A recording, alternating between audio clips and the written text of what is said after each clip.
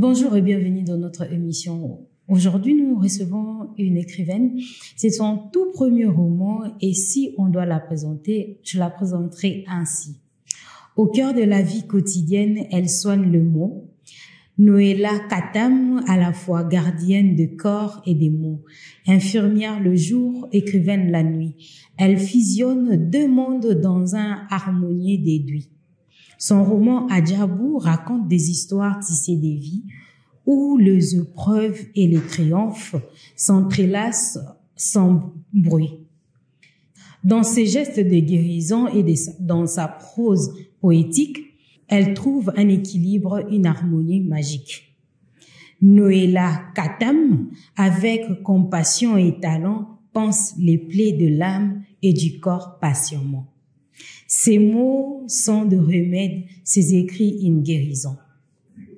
Et chaque page de son livre est une douce bénédiction. Infirmière des vies, écrivaine de cœur, elle nous invite à explorer, à ressentir chaque douleur, puis à découvrir la lumière au-delà de l'obscurité. Noéla Katam, une étoile brillamment intégrée dans la littérature congolaise. Je vous dis bonjour. Bonjour. Comment vous allez? Ça va. Félicitations d'abord par rapport au livre. Pour le moment, je vois la qualité et la forme, c'est bien, c'est beau. Et on va voir le fond avec vous ensemble. Notre première question est de savoir qu'est-ce qui vous a inspiré à écrire l'histoire Adjabou? Alors, merci beaucoup pour la question. L'inspiration déjà vous est venue d'une conversation qui s'est tenue juste à côté de moi, qui effleurait un peu ces côtés, cette complexité qui existe dans une relation avec, je vais dire, son mari et tout ça. Et donc, c'est juste cette portion que j'ai utilisée et j'ai essayé de ramener toute une imagination, tout un monde, et j'ai donné naissance à Adjabou. Comment avez-vous développé le personnage et ses épreuves? Alors, les personnages, je veux dire qu'au départ, on n'a pas une idée claire de personnages. C'est au fur et à mesure que vous avancez avec l'histoire, les personnages prennent forme. Voilà que les personnages eux-mêmes commencent à se définir par rapport aux lignes qui avancent, par rapport aux idées qui se donnent. Et ainsi. Quels sont les thèmes que vous avez explorés dans votre roman? Alors, le thème principal de Adjabou, c'est la violence. Parce que c'est une personne qui est passée par beaucoup de violences. Mais il n'y a pas que ça. À la fin, on voit une femme courageuse, une femme qui veut se battre. Donc, il y a la résilience, le courage, il y a la persévérance. Je pense que ce sont les lumières projetées dans cette histoire. Comment avez-vous abordé des sujets sensibles comme la violence et la trahison dans votre roman? Alors, c'est pas du tout facile, je l'avoue, de toucher à ces parties, surtout à ces termes de violence. On en parle très peu. Et là, il fallait que je finisse par utiliser certaines ressources, certaines réalités, parce que ce que je raconte, il y a des gens qui les vivent, il y a une histoire après. Donc, il fallait que j'utilise cette réalité-là pour pouvoir ressortir ce que j'ai ressorti. Quelle est la signification du mot Adjabou dans les contextes de l'histoire? Alors, Adjabou veut dire mystère, miracle. J'aurais pu donner un autre nom, par exemple, elle pouvait s'appeler Noéla, mais si principalement j'ai donné le nom de Adjabou, c'est parce qu'il y a tout un sens. Adjabou qui veut dire miracle, Adjabou qui veut dire mystère. Ça prend automatiquement son sens quand on lit l'histoire, dans le fond de l'histoire. Cette signification du mot Adjabou a son sens dans le fond de l'histoire. Merci beaucoup. Comment avez-vous équilibré les aspects sombres de l'histoire avec des moments d'espoir et de résilience?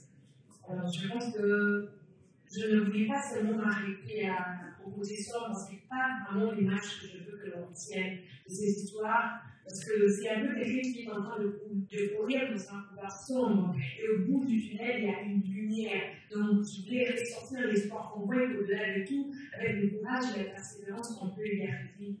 C'est un peu cet équilibre qu'il y a. Quelle recherche avez-vous effectuée pour rendre l'histoire et le personnage authentiques?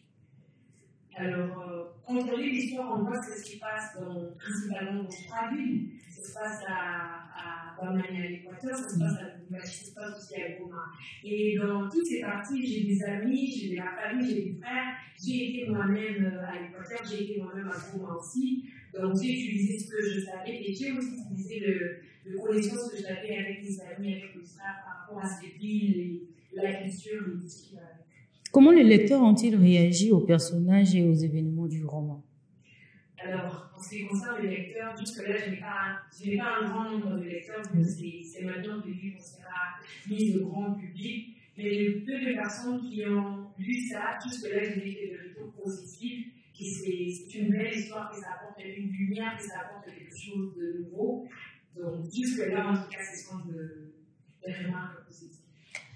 Quels défis avez-vous rencontrés en écrivant sur des sujets aussi intéressés, intenses et émotionnels? Le plus grand défi, c'est d'abord de parler à la première personne. Parce que dans le livre, je parle à la première personne. Mais il ne s'agit pas de mon histoire. Donc, le plus gros défi, c'était de parler à la première personne. Il fallait que je puisse m'imprégner de ces émotions. Il fallait que je puisse ressentir. C'est pas physiquement, mais mentalement et émotionnellement, c'est à Adjab où ils sont en train de ressentir, c'est par quoi elle est en train de passer. Donc c'est là le premier défi que j'ai eu, et aussi avec les langues, parce qu'il y a un peu de swahili qui est à l'intérieur, un peu de timon qui est à l'intérieur, parce que c'est l'un des défis que j'ai rencontré, et essayer de rendre ça le plus réel possible. Je pense que ce sont là les défis que j'ai rencontrés avec l'histoire. Quel message espérez-vous que le lecteur retienne après avoir lu Adjab? Alors, le grand livre, je veux dire, le grand message que moi je donne aux gens, c'est le courage, c'est la persévérance, c'est la résilience. Et après, je dis qu'à un moment, il ne peut pas se résumer à une seule chose. Que chaque lecteur puisse puiser ce qui lui convient. Et comment avez-vous intégré le secteur littéraire en recueillement critique des cours? Alors, le secteur littéraire, c'est vrai que j'ai commencé ça fait longtemps, mais je ne faisais pas vraiment passer de ce monde. Mais autour de moi, j'ai des connaissances des écrivains, des gens qui écrivent déjà, c'est grâce à eux que j'ai été introduite à ce monde, et aussi à ces merveilleuses maisons d'édition, parce que quand on a ce livre, je dis merci à la maison d'édition La Plume. C'est grâce aux connaissances des amis lecteurs que je suis entrée dans ce monde. Combien de temps avez-vous pris pour écrire ce roman? Ça m'a pris 2 ans. Ça m'a pris 2 ans parce qu'avec le travail, c'est pas facile.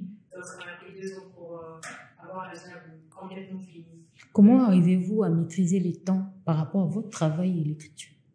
Alors ça, c'est quelque chose que je ne prévois pas d'avance. Il suffit que j'ai un peu de temps. Il suffit que j'ai une inspiration. Une inspiration, ça va arriver à n'importe quel moment. Alors quand j'ai une inspiration, je me dis carré, je peux scripter même 1 ou 2 pages. Après, j'avance dedans. Il suffit juste que j'ai le temps. Je ne sais pas calculer ou prévoir. Comment quels sont les moments qui vous inspirent? La vie de tous les jours. La vie de tous les jours, les personnes que je rencontre dans mon milieu de travail. Je suis tout le temps en contact avec les patients.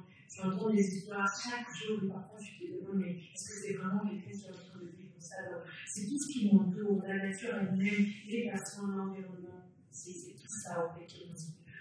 Il y a une question qui m'a échappé.